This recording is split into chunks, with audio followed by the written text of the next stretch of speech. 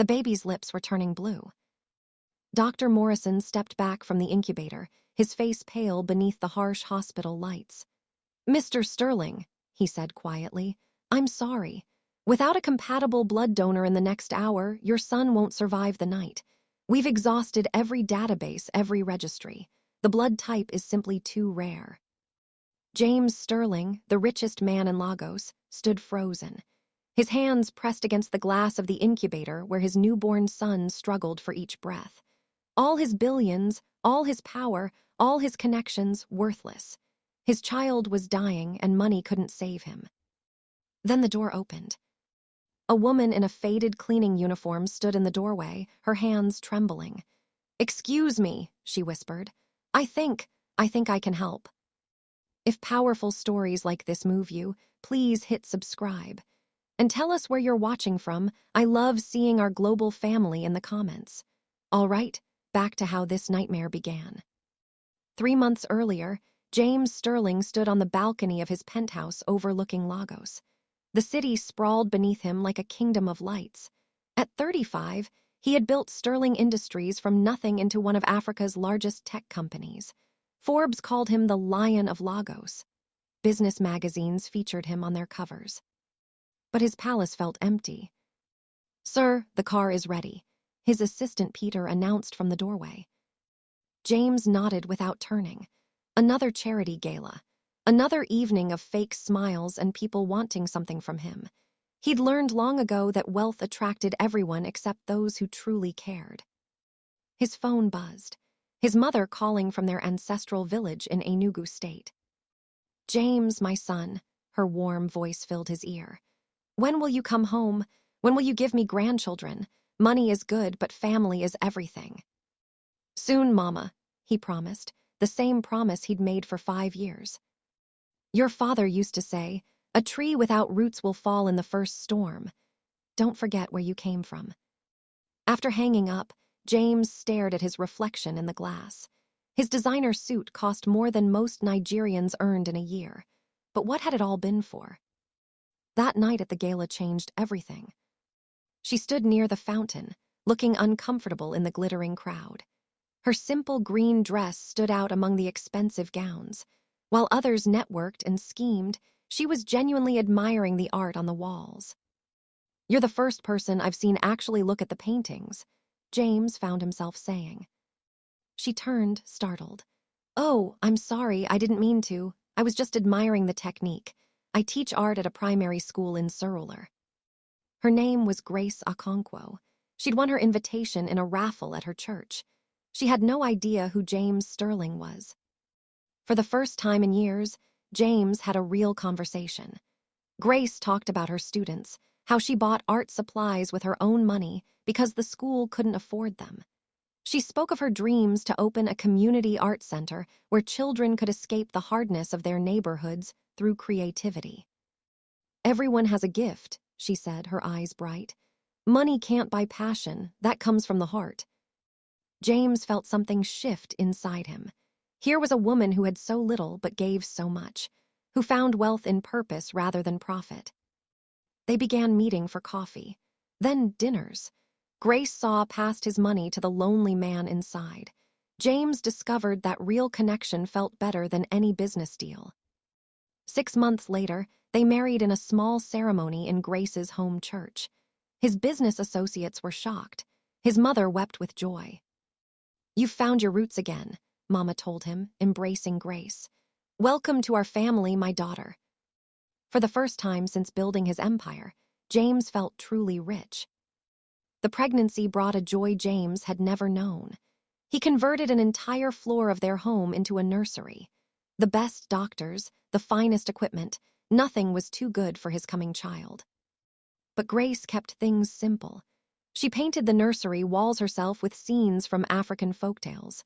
She sewed blankets by hand, singing lullabies her grandmother had taught her.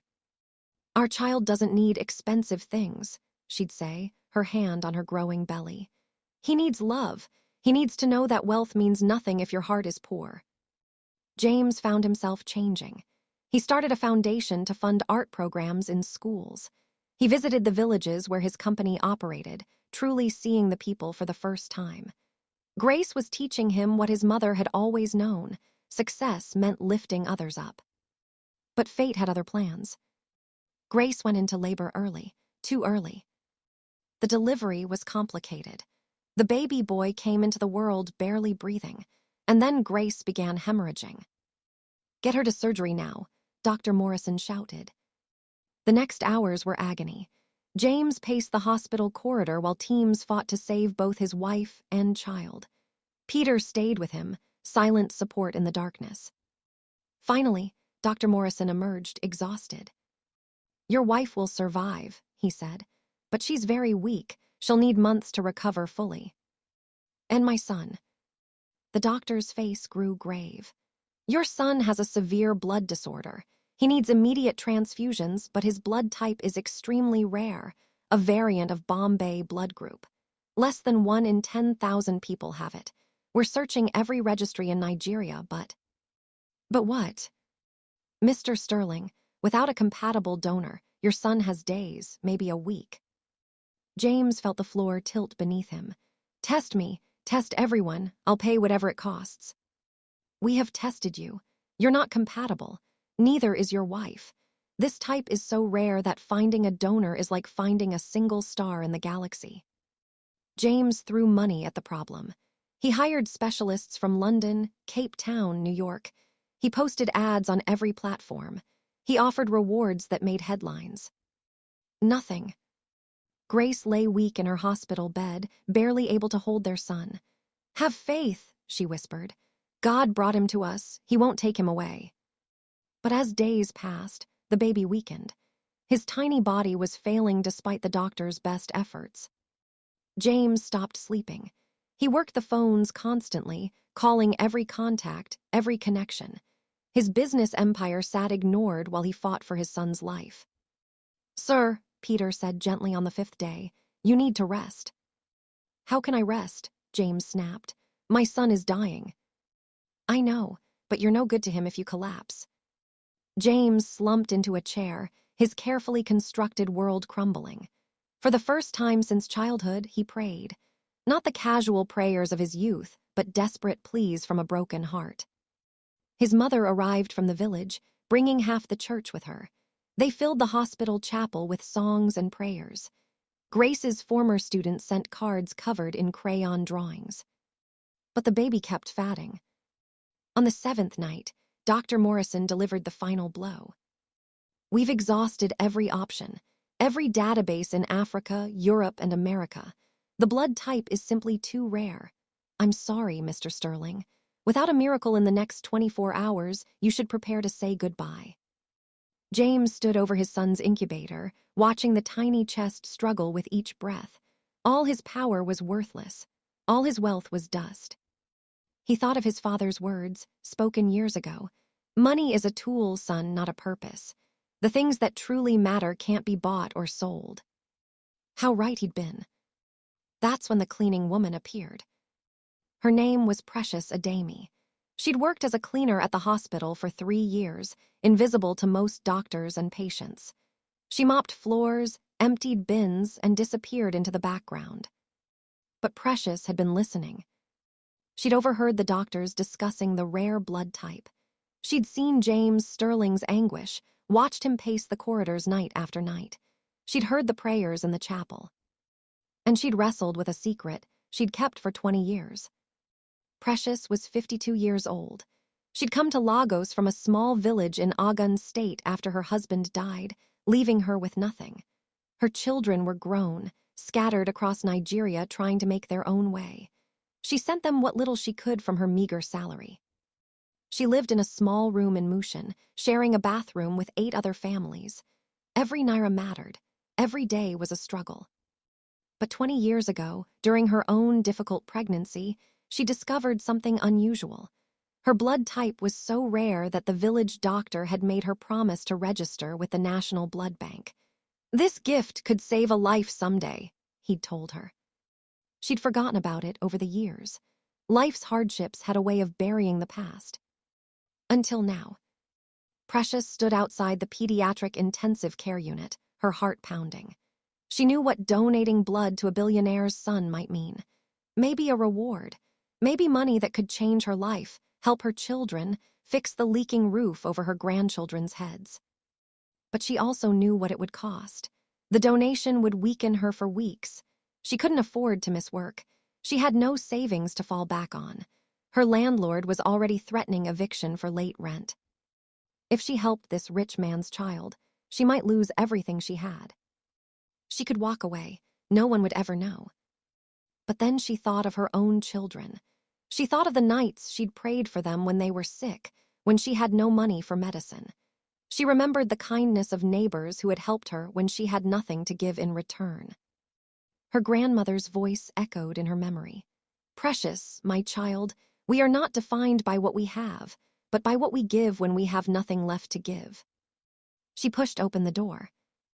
"Excuse me," Precious said, her voice barely a whisper. I think I can help." James turned, ready to dismiss another well-wisher with false hope, but something in the woman's eyes stopped him. Dr. Morrison looked skeptical. "Ma'am, this is a very rare blood type, unless you've been specifically tested." 20 years ago, Precious interrupted, her voice growing stronger. "In Agun's state, during my pregnancy, the doctor said my blood was rare. He made me register. I have the card at home." Hope flared in James's chest, terrifying in its intensity. "Peter, send a driver to get whatever documentation she has. Now." 2 hours later, the results came back. Dr. Morrison stared at the report as if seeing a ghost. It's a match, perfect compatibility." James felt his legs give way. Peter caught him. "You can save my son," James whispered to Precious.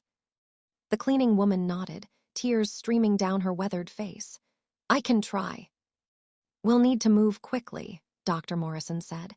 "Mrs. Adami, you understand this will be a significant donation. You'll be weak for several weeks, and there are risks." "I understand," Precious said firmly. James grabbed her hands. "I'll pay you anything. Name your price. 1,000,000 naira. 10 million. I'll buy you a house, set up your children for life." "No," Precious said quietly. Everyone froze. "No," James repeated, confused. Precious looked at the dying baby through the incubator glass. "That child needs help. I can help. That's all that matters. My grandmother taught me that kindness given for reward is not kindness, it's business." "But you'll need money for recovery," Dr. Morrison protested. "You'll miss work." "Then I'll miss work," Precious said simply. "God will provide, he always has." James stared at this woman in her faded cleaning uniform. She had nothing, yet she was willing to risk everything without asking for anything in return. He thought of Grace's words, "Real wealth comes from the heart." He thought of his mother's proverb, "The greatest strength is not in taking, but in giving." He'd spent his whole life accumulating, building, acquiring. This woman with nothing was teaching him what it meant to be truly rich. "Please," he said softly, "let me at least cover your expenses while you recover. Let me help your family while you help mine." Precious smiled. "If you insist on helping, then help not because you owe me, but because you want to. Help the way I'm helping, from the heart, not from debt." The procedure took 3 hours. Precious lay on a bed next to the baby's incubator as her rare. Precious blood flowed through tubes into the tiny body fighting for life. James sat with her, holding her hand. "Why?" he asked. "Why did you come forward when you have so much to lose?" Precious was quiet for a long moment. "Do you know what it's like to watch your child suffer and have no power to help? I do. When my youngest had malaria, I had no money for medicine. I prayed, and a stranger helped us. A stranger who expected nothing back." She looked at James with eyes that had seen hardship, but never lost hope. "That stranger saved my son's life. How could I turn away when I have the power to save yours?" "You're a better person than most I've met," James said quietly. "No," Precious shook her head. "I'm just a woman who understands that we all need help sometimes. Rich or poor, powerful or weak, we're all the same when life strips everything away. Your money couldn't save your son. My poverty couldn't stop me from helping. Maybe that's God's way of reminding us what truly matters. As her blood entered the baby's body, something miraculous happened. The monitors began to stabilize. Color returned to the tiny face. The breathing grew stronger. Dr. Morrison watched in amazement. It's working. By God, it's actually working. James wept. Down the hall in her room, Grace had been wheeled out to watch. She too was crying, mouthing prayers of thanksgiving. By morning, the baby had turned a corner. The crisis had passed. Doctor. Morrison was cautiously optimistic. He's not out of danger yet, but with continued transfusions over the next week, he should survive. Precious underwent the full series of donations, each one weakening her further. But she never complained. Between sessions, she told James stories of her village, shared her grandmother's wisdom, and spoke of the beauty she'd found in a life of struggle. Hardship teaches us what we're made of, she said. It strips away the unnecessary and shows us what we truly value. You've learned that now. 2 weeks later, baby David Sterling was declared healthy and stable. Grace had recovered enough to hold their son properly for the first time. She sat in the hospital room, David nestled against her chest, while James stood nearby with tears streaming down his face. He's going to make it, Dr. Morrison confirmed, thanks to Mrs. Adami. Precious was preparing to leave the hospital, weak but satisfied. She'd missed 2 weeks of work and wages. Her landlord had served an eviction notice, but she wore a smile that money couldn't buy. James tried once more to give her money, a check large enough to change her life forever. She pushed it back. I told you, this was from my heart, not for payment. Then let me help from my heart too, James pleaded. Let me pay your rent, help your children. If you want to help, Precious interrupted gently, then help others the way I helped you. Use your wealth to lift people up. Create jobs that pay fair wages. Build schools. Fund hospitals. Don't help me because I saved your son. Help others because it's right. She smiled at his stunned expression. That's the legacy you should leave your son. Not money, but mercy. Not wealth, but wisdom. James stood in his office a month later, looking at a different city than before. He saw beyond the glittering towers to the struggling neighborhoods. He saw the cleaning staff whose names he'd never learned.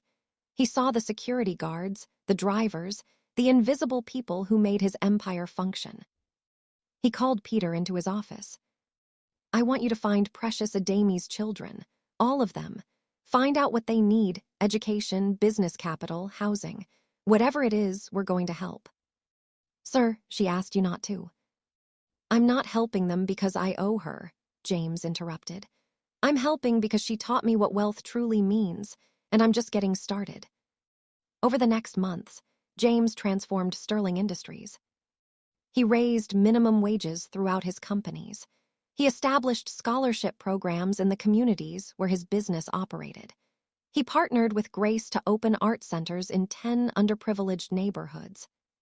He hired Precious, not as a cleaner, but as director of community relations. Her wisdom and perspective became invaluable as the company shifted from simply making money to making a difference. Some of the board members aren't happy, Peter warned. They say these programs are cutting into profits. James thought of his son, alive because a poor woman chose mercy over money. Then they can leave, he said firmly.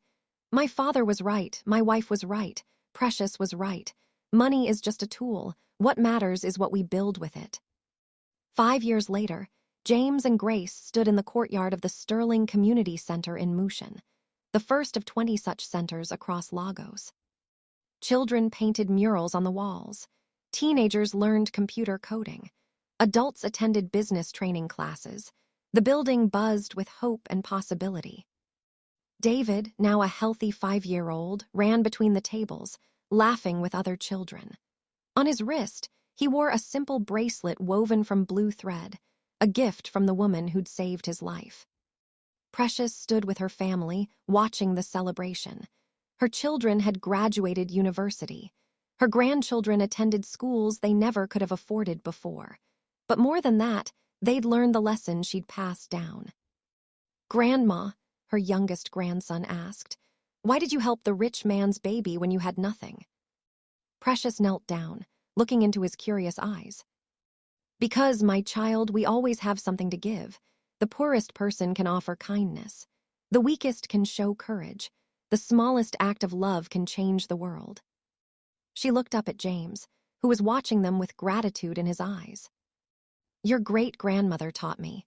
When you give from the heart, you plant seeds that grow into forests. When you give from greed, you plant stones that grow nothing at all. James approached with David, who ran to hug Precious, his Auntie Precious, as he called her. Thank you, James said for the 1,000th time. You didn't just save my son, you saved me. Precious smiled. No, my brother, I just reminded you of what you'd forgotten. We all need that sometimes. As the sun set over Lagos, the community center glowed with light and laughter. Children who might have been overlooked were discovering their gifts. Families struggling in poverty were finding pathways to hope. And at the center of it, all was a lesson learned through desperation and grace. True wealth isn't measured by what we accumulate, but by what we give when we have nothing left to lose. James looked at his son, his wife, and the woman who'd taught him this truth. His empire still stood, but now it served a purpose beyond profit. His wealth still grew, but now it lifted others as it rose. His mother had been right all along. His father had known. Grace had shown him, and Precious had proven it beyond doubt. The greatest treasure isn't gold or glory. It's the courage to give when giving costs everything. And the wisdom to know that, in losing ourselves for others, we find what we were always meant to be. The richest person is not the one who has the most, but the one who needs the least and gives the most. Thanks for watching till the end. If you enjoyed this story, kindly like, comment, and subscribe for more meaningful content.